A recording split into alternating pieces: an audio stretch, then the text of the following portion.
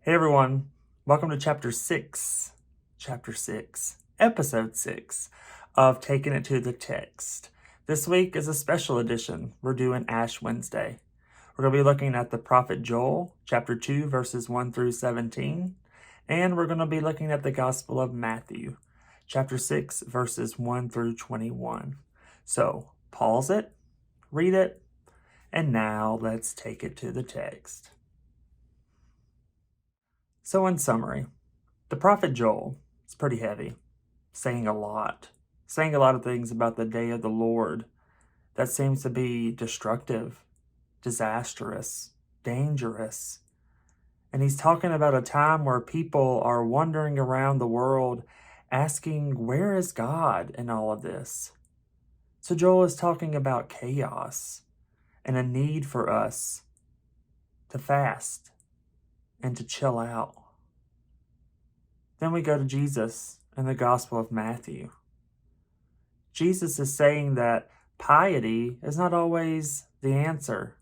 Piety that is full of boasting, piety that is only about getting looked at when you walk into church and making sure people see you that you're there.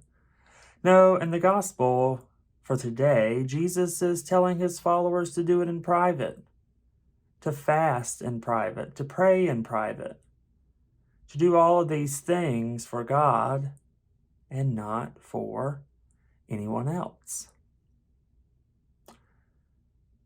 It's a lot to take in.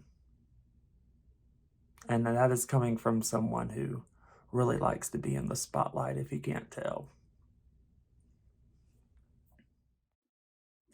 So the T for Ash Wednesday is that Ash Wednesday reminds us that we are to take a little time right before Lent starts to prepare ourselves for a season of turning, for a season of repenting, for a season of confession, which should not just be a season, should be a time of every time in our lives that we should take time to turn inward of how we are perpetuating systems of evil, how we are perpetuating systems of oppression within ourselves and within society and the world.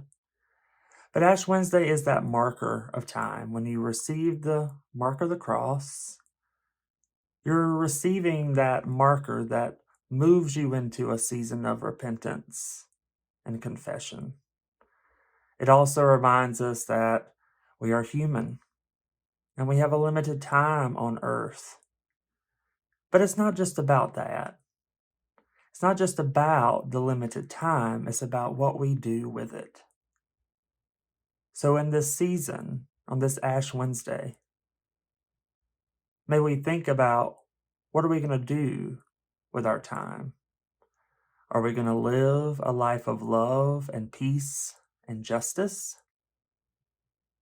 How does this mark of the cross move you into this season? Move you into this time of really turning in on ourselves and doing the work?